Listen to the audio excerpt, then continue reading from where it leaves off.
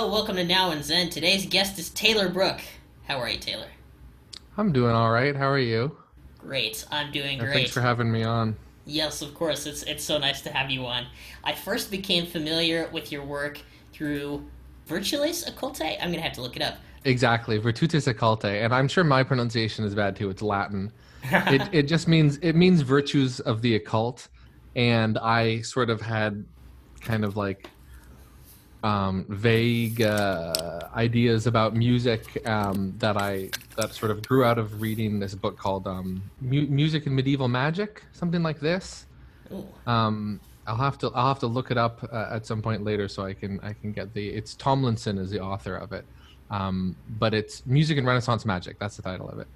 And so anyway, just thinking about this and this sort of vague Latin association, and in the end, trying to make something that sounds like very old and very new, and sort of in this sort of strange place between the two. And I thought it was an okay title. I have trouble with titles, I think. Reminds me a little bit of Kyle Gann's Hyperchromatica. Yeah. Yeah, I mean, certainly Kyle Gann's done so much fascinating work with the retuned pianos. And it's funny with Hyperchromatica. Yeah, I hear the relationship there too. That's not a piece I heard until after I made this piece, though. And I'm not sure about the timeline, but I think we might have been working on it around the same time too. But the pieces, I mean, there are some really strong influences for that piece. So, and I'd say like above everything else, it's Lamont Young's well-tuned piano, but then also Revelations, the Michael Harrison piece, which I just love. And Georg Friedrich's Haas's limited approximations piece, which is that concerto for six pianos and 72 tone equal temperament and orchestra. Yeah, I don't know, something about microtonal piano I just always loved. So I think there's lots of visceral reactions to microtonal piano music where people either completely fall in love with it, such as yourself, or they think it sounds like more out of tune to them immediately and they just can't handle it. yeah, and it's also like if you want to do, I mean, most of what I do is just intonation, Mm-hmm. and a lot of it is about sort of enjoying those ratios. And piano is not actually the best medium for that, right? Because it's not sustaining, and because the overtone structure is so noisy. But for whatever reason, just viscerally, it works for me. But I fully think that string quartet or even sort of, I mean, any sustaining instrument basically is kind of better suited for just intonation music. But anyway, in the end, I sort of set that stuff aside and just try to do something that I think sounds interesting. But Yeah, absolutely. yeah.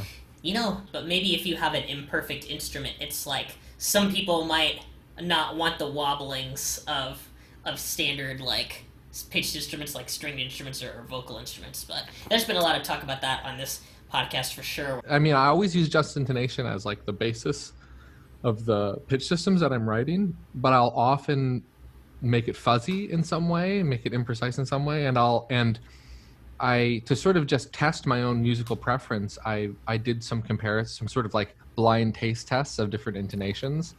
And very often, after a while, it doesn't work because I start being able to know clearly, okay, I start recognizing this is Werkmeister and this is just intonation and what have you.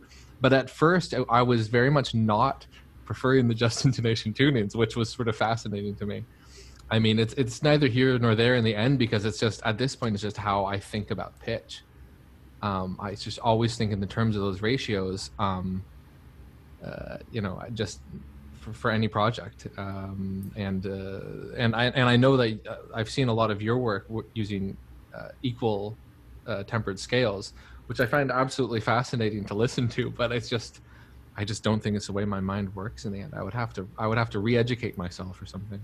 I feel like if I were to work in ratios all the time, it's like every time I'd like to use just intonation and go a little bit more out than before, it's like, oh, I have to learn some new ratios. But they tend to be memorized pretty quickly if I am doing that.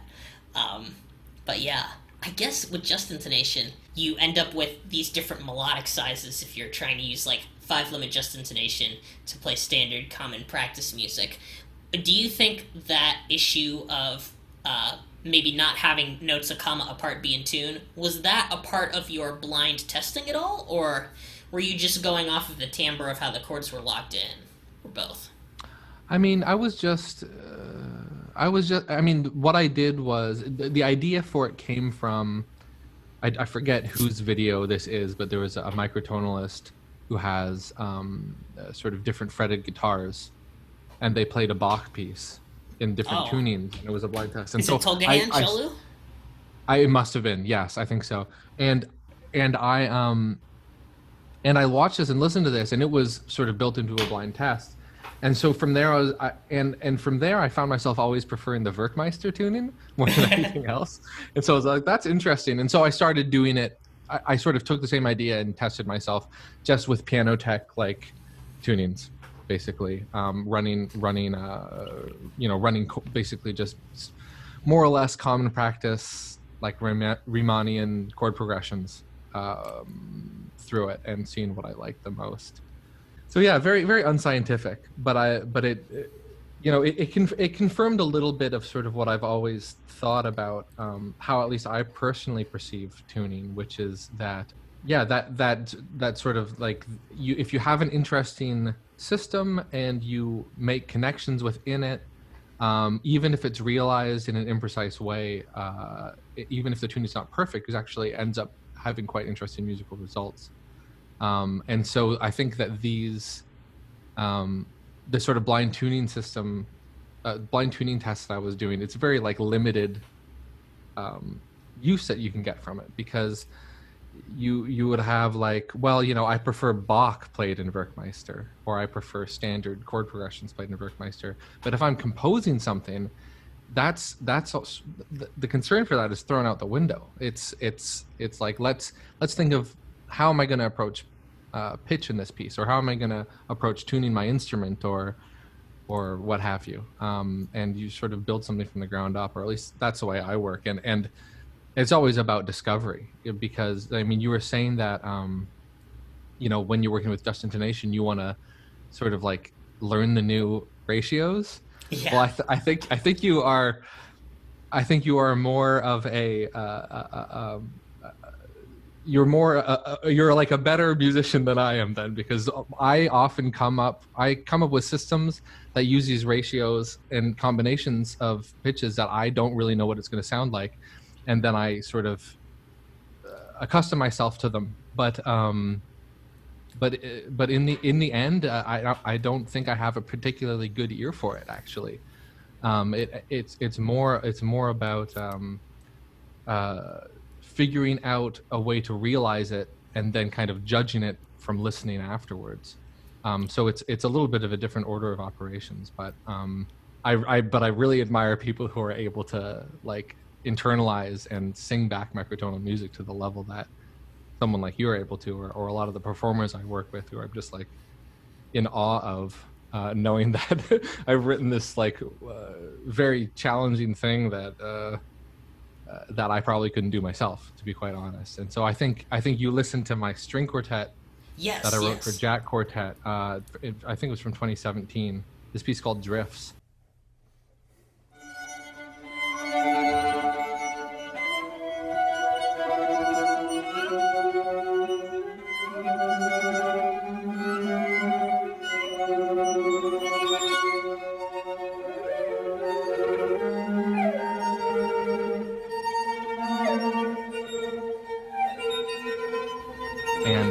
Beautiful piece. It's so great. Thank you.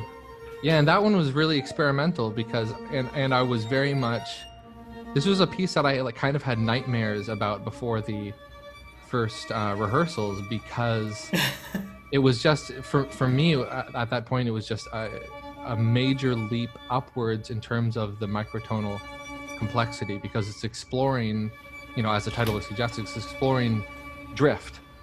Yes. So a series of modulations, and maybe I'm modulating over and over to the 9 to 8 interval, and so it goes up 4 cents each time, And so eventually there's like a meta modulation up a minor second, right? Through the process of drift or some other interval. Wow, that precise. That's crazy. That precise. And they're able to do it, but I didn't think, I was like, I'm writing for this quartet that specializes in microtonal music, and so I'm just going to go as far as I can with it. And I know other people have gone further still, but was it's sort of just amazing to hear them able to actually perform it like that. I've heard the legends about the Jack Quartet and their very precise outlook on things, which is sort of shared by people like Johnny Reinhardt and Zeros and people who are really good at getting it like right down to the cent value. It's pretty amazing, really. It's pretty amazing, yeah. But I mean, and it's also just, it's great to work with people who speak the same language as you too, right? Like, yes. Like if you're talking to someone who knows, okay, what were you playing, like a 7-6, and I'm playing the 3-2 to his fundamental, or like, okay, now this is a fundamental, or maybe the 9/5 interval has now shifted to a 7/6 value because of the change of fundamental, and like in rehearsal they're able to sort of use those terms to sort of figure out what their harmony should be, which is just amazing.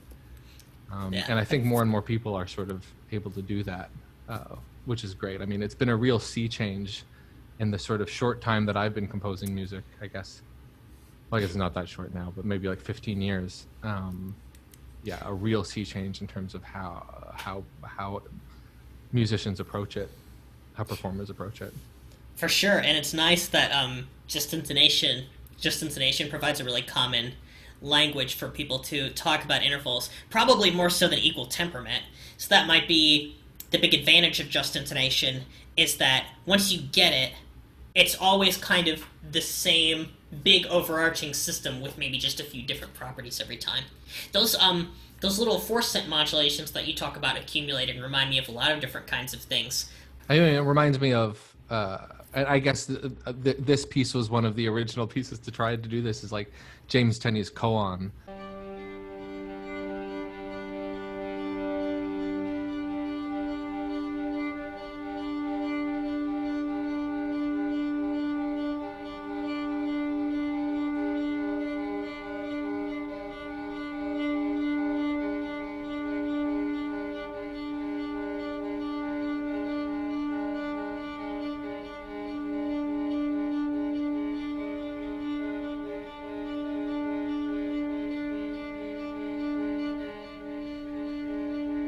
Yeah, this amazing where the violin sort of very gradually moves up and is harmonized as it moves up.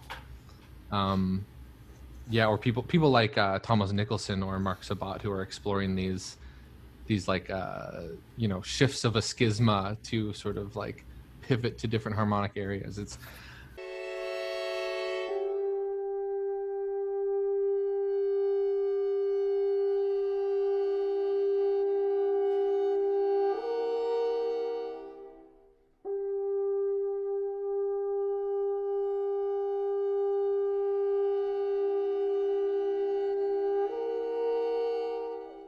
It's a little bit beyond me, but it's really kind of incredible stuff to listen to.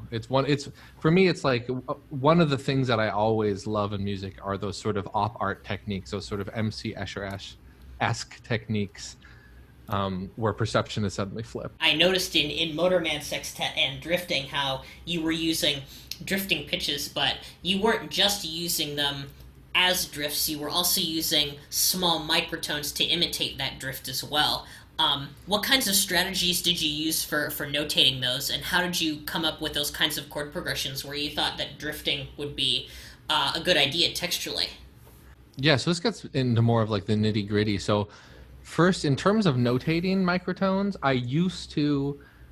so the first microtonal pieces I used were I just added quarter tones, but they were always used to approximate just intonation harmonies. And it quickly became clear how limited that was to sort of just in 24 tone equal temperament. excuse me, it doesn't offer that much more than 12-tone equotemperament, actually, in terms of just intonation. You know, what interval does offer are you're sort of like skipping a whole bunch of more fundamental ones, right? Not like fundamental as in like, you know, the 7th overtone Right. doesn't approximate very well. The 11th does very well. 13th very poorly. And so from there, with the advice of John Wilde, who was one of my professors at McGill at the time, so this is back in like 2006, he said, you know, if you want to be able to write a sort of approximate just intonation music that also can modulate, which is what I was interested in, and sort of still tethered to the sort of quote unquote standard Western notation system, then you really want to do at least 8th of tones, but really 12th of tones it really opens things up. And he pointed me towards James Tenney's article on changes, which shows sort of the approximation of I believe it's an 11 limit just intonation system, and how good 72 tone equal temperament was it as approximating those intervals. And so I adopted 72 tone equal temperament for the longest time. Yes. And so and I was encouraged by like the fact that like Georg Friedrich Haas, whose music I was very, very into back in those days. Well, I still love it, but I was like kind of obsessed for a couple of years. He also sort of had a similar technique, and he often uses 72 tone equal temperament.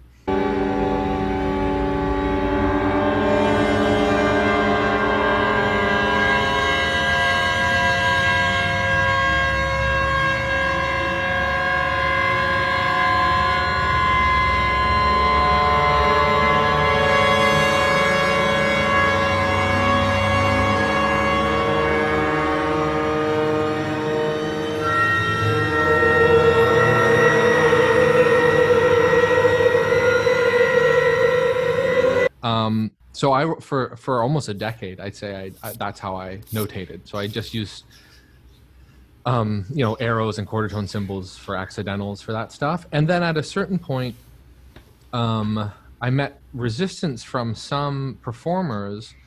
I mean, most performers were okay with that system, but Quattro Bozzini and Jack Quartet both, as string players, I think, they wanted to always know, you know, what are the actual ratios that I'm playing?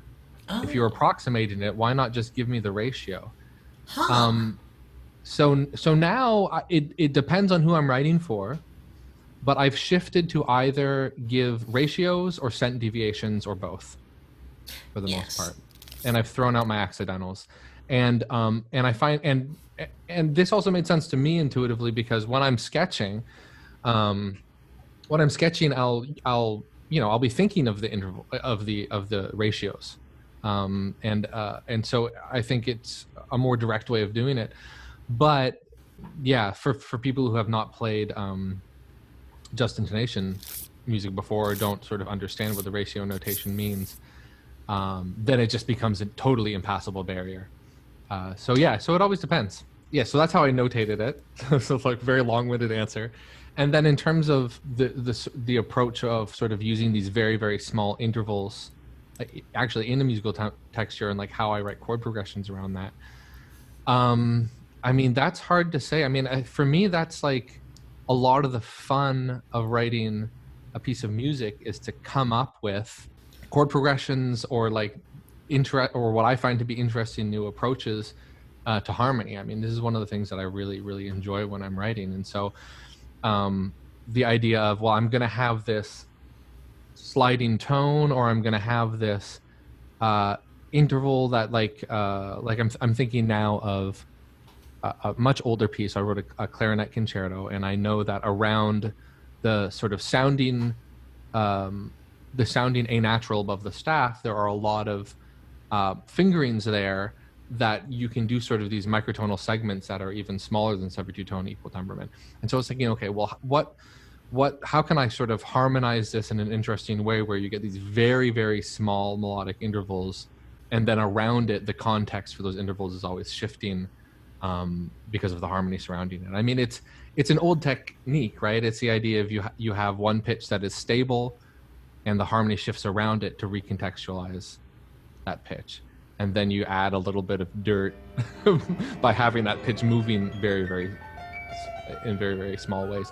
And so that's just like, one of many things that I just find kind of fun to compose and enjoy the sound of.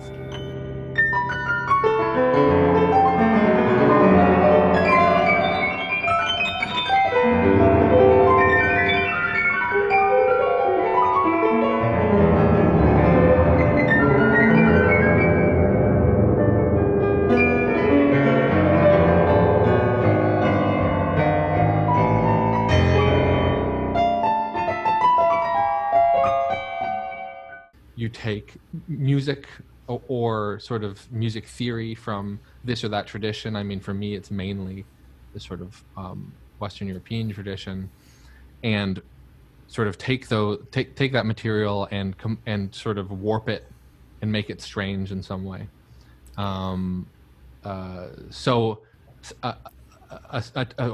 Take a standard chord progression, like a tonic, subdominant, dominant, tonic progression, and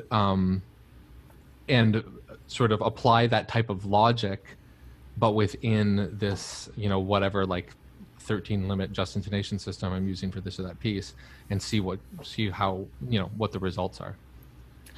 So you have, so does that mean, would you go so far as to say that in the systems you tend to use, you often have a prescribed tonic, subdominant, dominant sort of role, or are you just thinking of those kinds of roles in terms of markers, and they might not necessarily be the same chords every time? Yeah, more the latter. More that, I mean, I was using that as just like an obvious example of like a sort of a standard chord progression. Yeah. But yeah, sometimes I do think about it in that way, and I'm very often thinking about everything sort of in relation to some fundamental.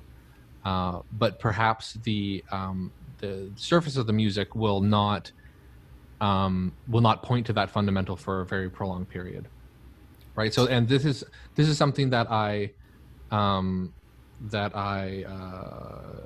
do more and more, sort of as encouraged by looking at a lot of the work of Harry Partch in recent years.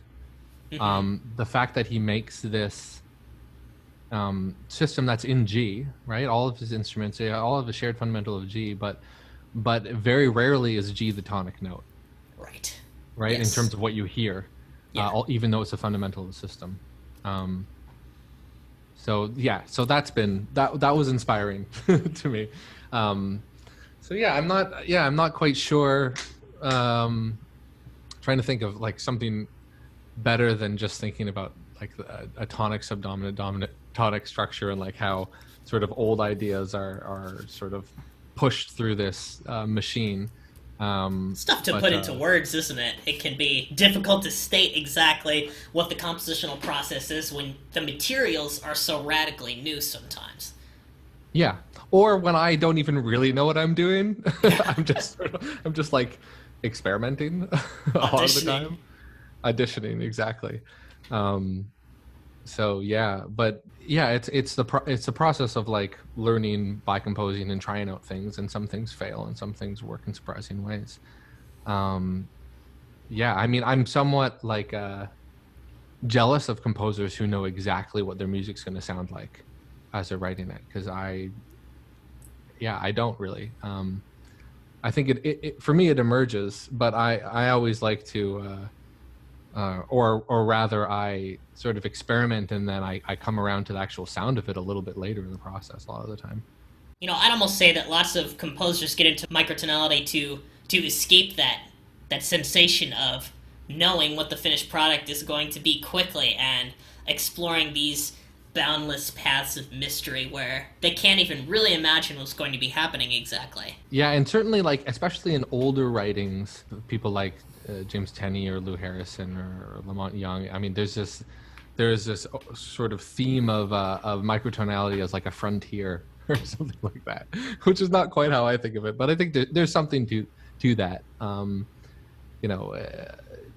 It's, I think, yeah, for some people it's like, well, this is how the music sounds in my head, and so I'm writing in this way.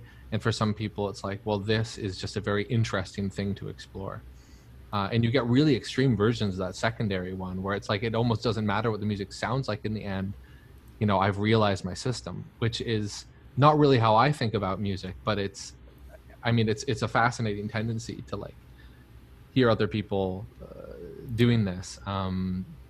Just I remember after I put out the Virtutes Occultae piano piece, I had people sort of sending me CDs of their microtonal music in the mail. There was a couple of people who like bought it off of Bandcamp, and then they'd get my address and send me their CD back.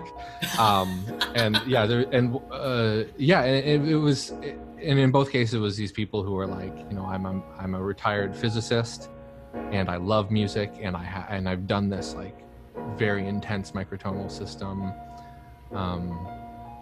So I think, as you say, I think that's one of the appeals of microtonality, is it just you can explore it in interesting ways. You can explore it as musical acrostics. Absolutely, more possibilities with microtonality.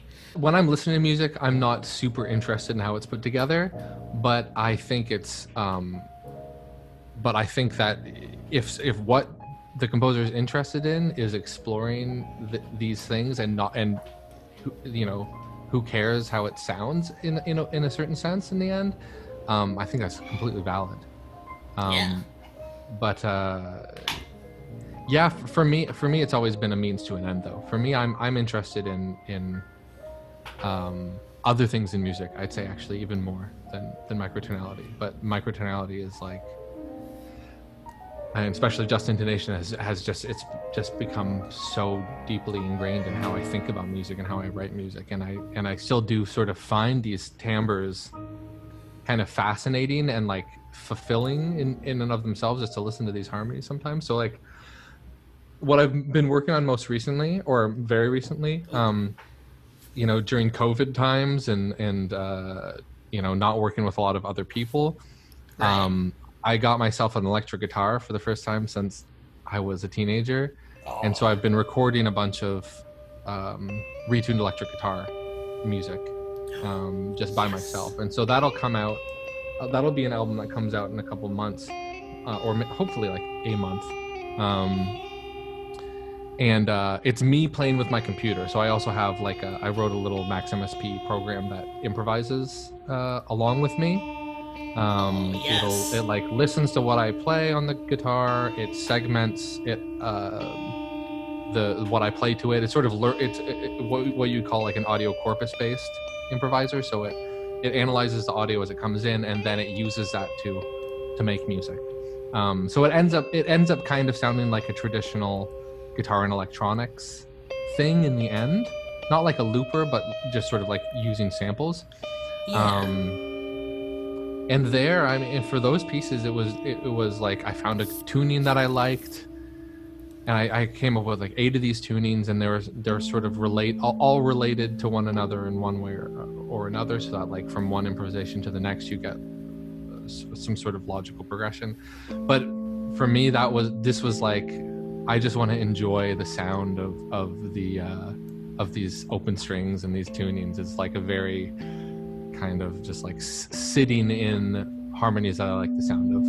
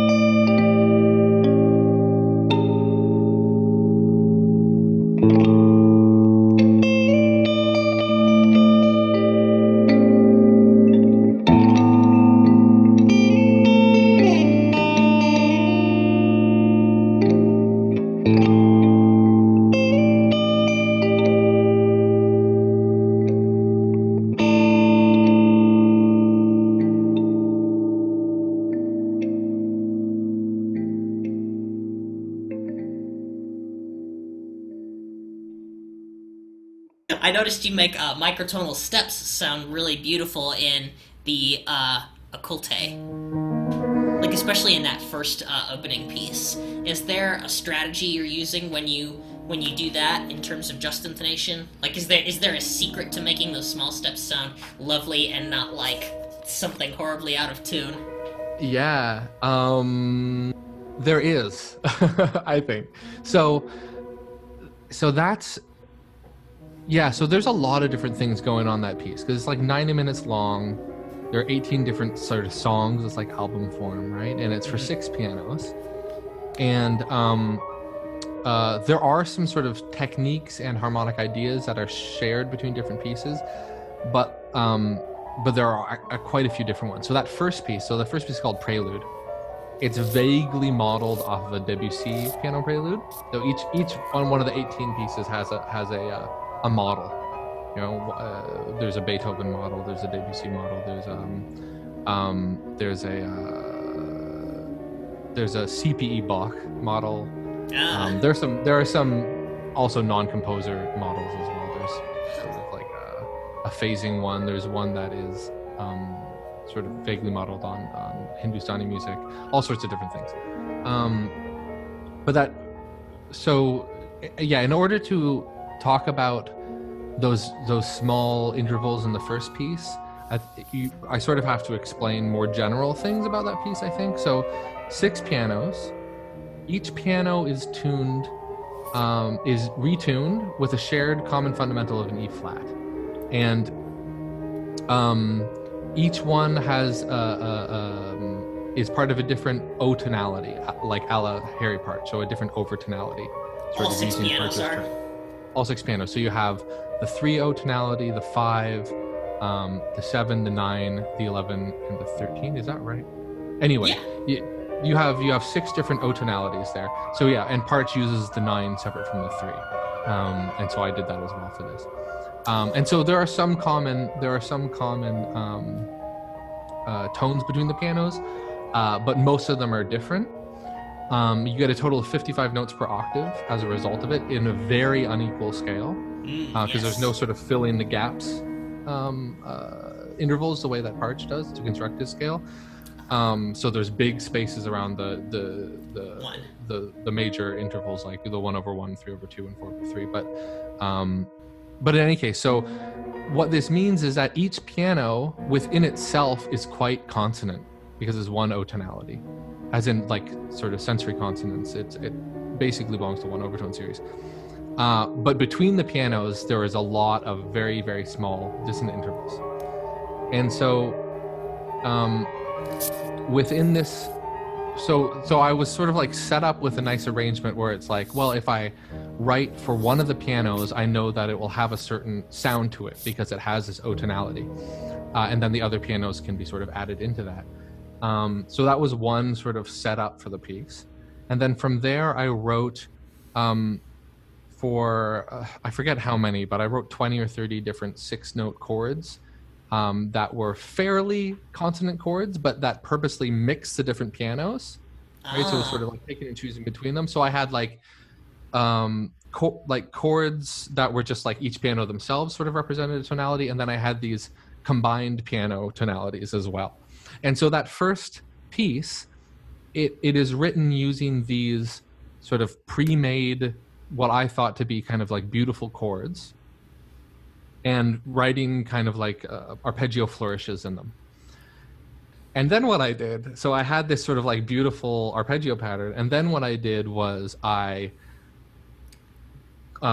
grabbed all of the different lines in the MIDI roll and grabbed all of the MIDI for like one arpeggio pattern, and I just dragged it up a little bit. Oh yeah, I thought you were going to say that. Yes.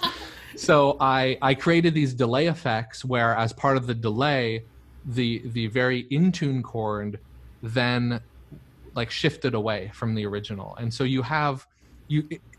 so it ends up sounding ornamental.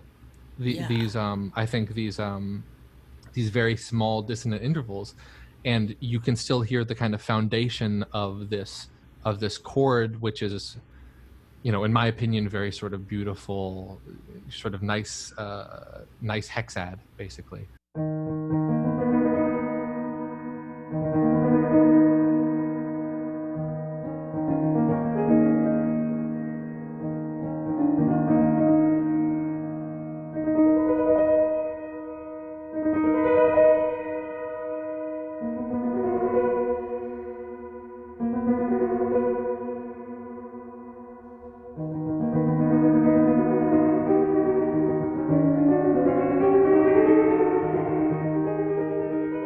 piece was entirely written on MIDI roll. So MIDI roll techniques kind of became a part of it. Do you have any notation for those pieces then, or not really? I do. It was, so this is a whole other story. So basically, I was like, well, I'm gonna write this piano tech piece. That was like the basic idea, and so it's all virtual. I'm not gonna worry about a written score. And so I made the piece and I released the recording, and then I've had a couple of groups, and then finally one came through. A festival, the Time Spans Festival, came through, and they want to do a live performance of it. And this was supposed to happen in August, but it was delayed, along with everything else.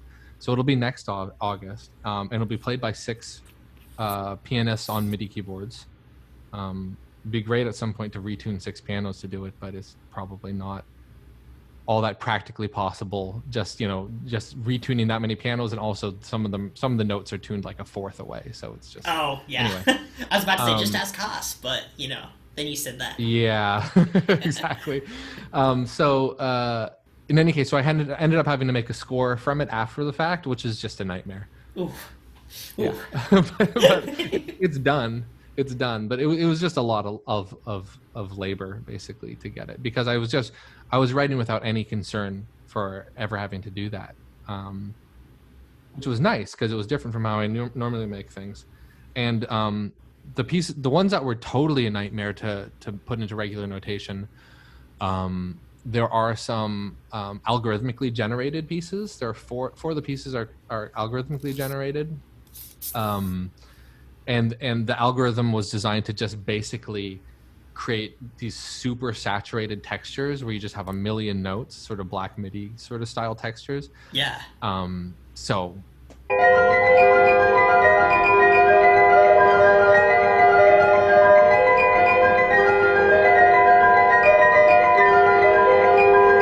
Yeah, just impossible to play. So I'm going to sort of half cheat for those ones, where I'm going to basically give like half of the notes to the pianists and half of the notes are going to be pre-programmed, because otherwise it would just be impossible. But it's a good idea. Yeah, that's quite a story. And now we get a little bit of insight into the 6 piano system that you have going there. I saw in the album that you have a 6-speaker version, right? Do you think listening to the piece in 6 speakers, what do you think that adds to the piece, having each of the pianos in a different spot?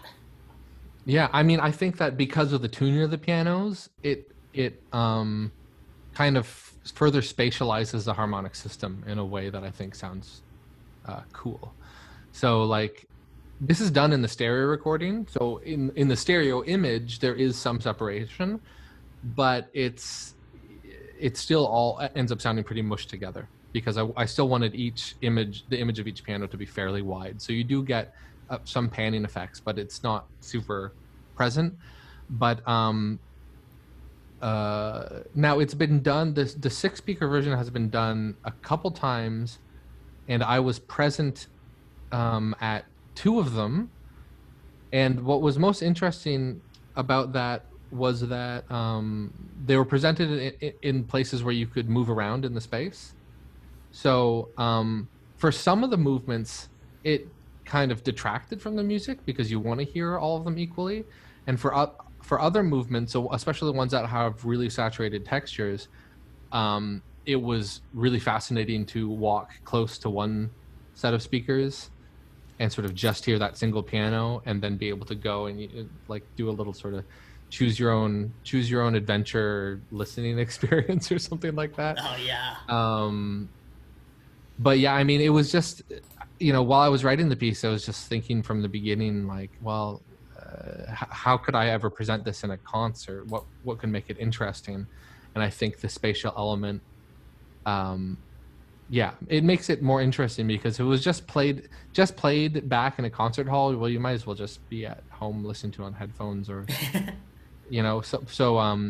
so I think something needed to be done to make it more interesting, and the idea of spreading it out in the space, I think it works pretty well. I mean, in the end, it's it doesn't do a lot of the some of the more interesting things that one can do with surround sound, right? Because it's like the pianos are just there in the virtual space, and that's that. It's not like they move around. There are no sort of like spinning around your head effects or anything like that. So, yeah. None of that acousmatic craziness. No, not really.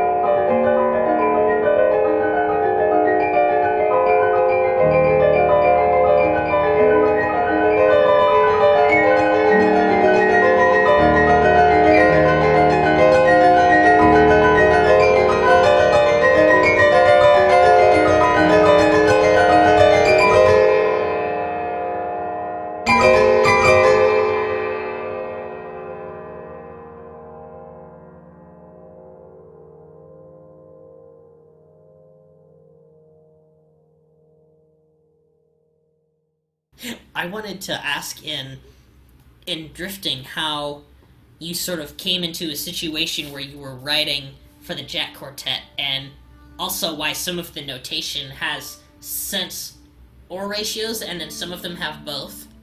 I'd be very curious to know what the process was for arriving at the score that you show. Yeah. So, well, the original project was actually like from when I was a graduate student at Columbia. So it was the Jack were hired to play the student pieces. So so it was a student piece for a student concert. Wow. The thing is, I had worked with them twice previously, so I knew them well as performers at that point, which gives sort of a certain advantage. Though, in terms of why the notation is how it is, that was kind of a result of me making a mistake where I originally gave them a score in parts that had cent deviations, but did not have ratios.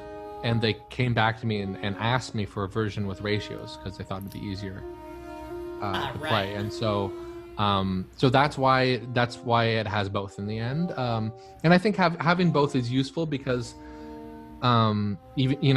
even after over a decade of writing Just Intonation music, sometimes I'm like, sometimes I forget what exactly where exactly the 9/5 is or something like that, and I have to remind myself, okay, well it's this number of cents away from the minor seventh. So I'm still locked into that, in my mind I'm still somewhat locked into that deviations from 12-tone norm mind frame, unfortunately. And so I think it's good to have both as a clarifying thing, and especially if you are playing a stringed instrument where it's like your fingers are just like very used to playing certain intervals, and so you can, especially if you're new to playing microtones, you can sort of see the 12-tone equal temperament as like a grid that you deviate from, and it's not, in the end, it's not the best approach, I think, but I think it's a good way to start learning these intervals from like a practical point of view. And I've definitely had the experience of like being in like a sort of a masterclass situation with performers, and like a very well-known cellist being like, okay, this is how you play quarter tones. You know, here's your A flat, put your finger between the two. Like, and that's that. It's like, okay, there's a certain truth to that, but it's like, it's a first step. Yeah. So in any case, sometimes I think I give too much information, but having both the ratio and the cent deviation, I think you know, it's sort of, you don't want to have like so many markings for every single note in the score, but right. Yeah, I don't know.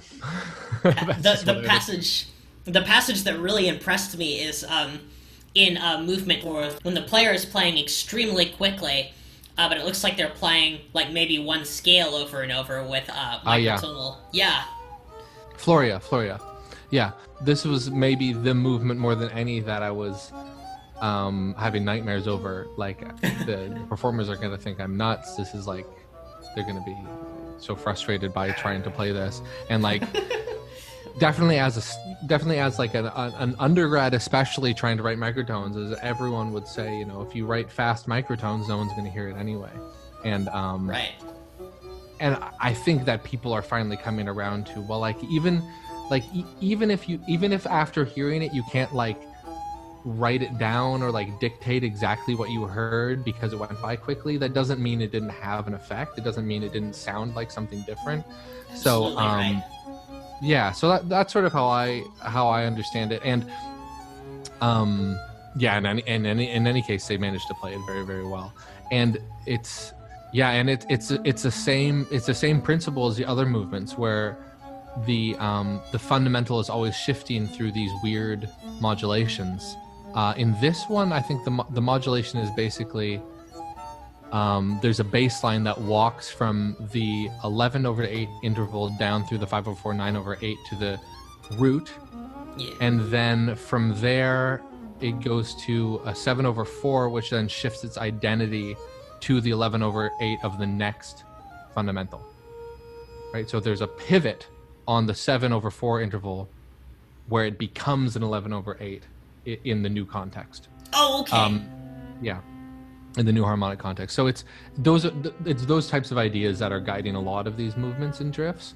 But then over top of this bass line, which is like, that bass line on its own is difficult enough to play. You play that descending line, you sort of change in your head how you're thinking of the interval, and then you repeat it from in a different key as a modulation. But then on top of that, there's always a soloist who is doing these sort of florid counterpoint style rapid melodic things. The classic example people give for this, or I guess there's two, people give Piero Lunaire as the classic example, or Ionization, the Varese piece, where it's like, well, it was basically unplayable, and now it's like every university's percussion ensemble can play it, right? Right. Stamp. So I think there's something like that. So like recently, like the most incredible version of that I experienced was in as part of the what's it called, the sort of the youth version of the MOTTE Festival in New York. I forget what they call it exactly, but there's this wonderful program, part of the MOTTE Festival, but it's for high school and younger and middle school. And I had a middle school student perform a piece of mine, which was a microtonal violin piece. His name was Paris Lavadis, I want to say his last name. Anyway, he's a wonderful violinist. That's so cool. And yeah, just having someone who was 12 years old playing microtones was pretty heartening. Yeah. How do you talk about microtonality to kids? I've always wondered about this. Well, you sort of, if you have the violin there, you can show them a little bit. I mean, even luckily I can play a little bit of violin, so that helped. But like, yeah, I don't know. You have to. That's where being able to hear it and being able to teach it is really important. So if you're working with someone like Jack, you sort of put that in their hands, like they deal with it. but yeah, so that, I think that is where it becomes much more important to be able to actually do it yourself. And you know, I listened to some other episodes of this podcast where you were singing different equal temperaments and being like, wow, that's really cool. Like, amazing you can actually sing them. But that's the sort of thing, is if you can demonstrate it, then other people will be like, oh, okay, so I could do it too then. And then, you know, for sure. I think you know, I'm shocked no one has written like pedagogical, like Just Intonation, like children's book for, you know, like string players yet. You know, maybe just having a drone and going over the different justly tuned intervals, I feel like would be super helpful. Yeah, I wonder if that's out there. I wonder if someone's made that. If not, yeah, it would be handy. I mean, it's something that I've done in rehearsals with sort of ensembles, which is always fun. But yeah, but to have it as like an actual like treatise would be interesting. I wrote a piece that was specifically about learning just intonation. Oh, really? For strings, yeah. I had a friend of mine who's a wonderful violinist, Mira Benjamin, who teaches at Goldsmiths now in London.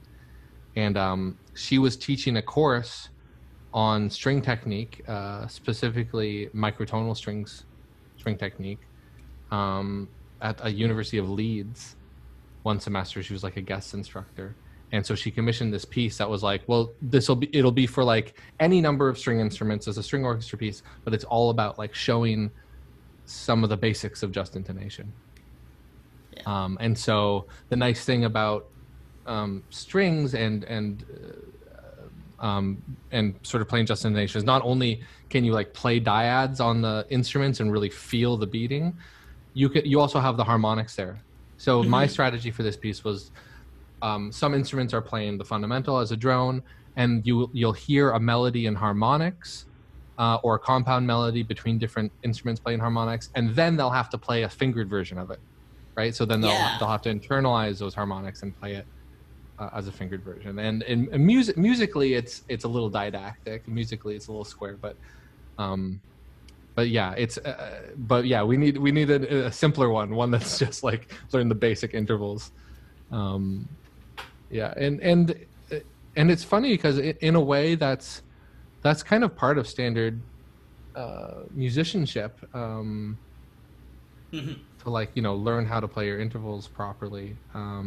Right. And I think for brass and string instruments especially, you know, things tend to become just intonation.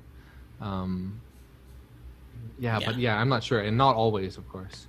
Yeah, you always hear stories of people who have discovered just intonation just by hearing odd things in their instruments that are supposed to be in tune with equal temperament, and then noticing some kind of little tuning problem or discrepancy. And, you know, and some people like me, when they notice that, they just think that's part of life, which it kind of is. But well, that's how I thought it was just a part of life for the longest time. Like, I can never get my guitar to sound how I want it to. Like the B string always sounds out of tune. Why is that? And then you sort of realize why after you've learned some of this stuff, and you're like, oh, I'm not crazy. Right. There is a drift when you're tuning in perfect fourths, and especially with the B string where you have the major third in there. I sometimes do a little averaging with a guitar, actually. If I'm tuning a guitar, I try and kind of like make the whole thing not super stretched so that the B sounds a little bit better. And then I try and play all the open chords, and then if they all sound reasonably in tune, I consider that like a pretty good check. Because it's so common to tune your guitar, and then you run into like, oh, E is fine, A is fine, C is fine, D is terrible, G is fine. And then it's like, okay, how do we fix that?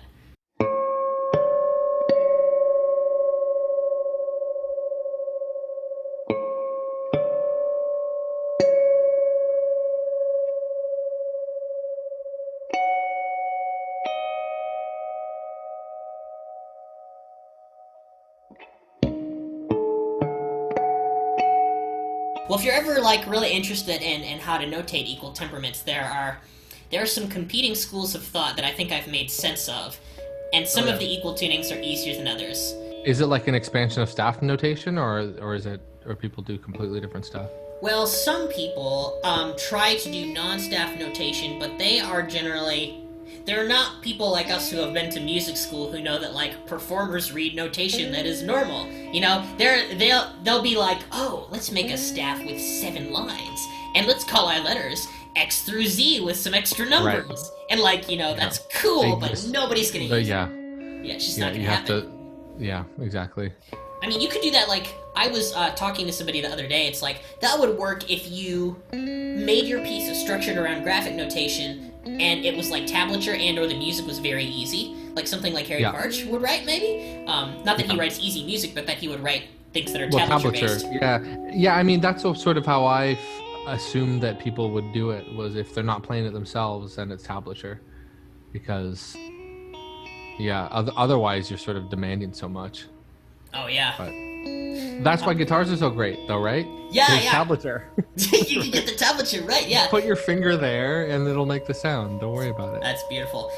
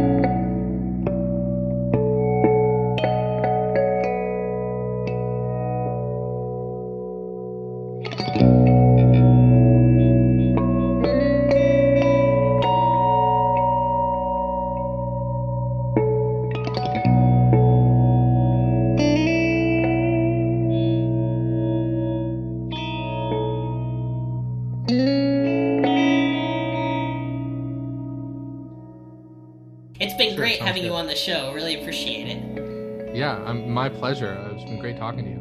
All right, thanks so much. All right. Thanks, see ya. Catch you later.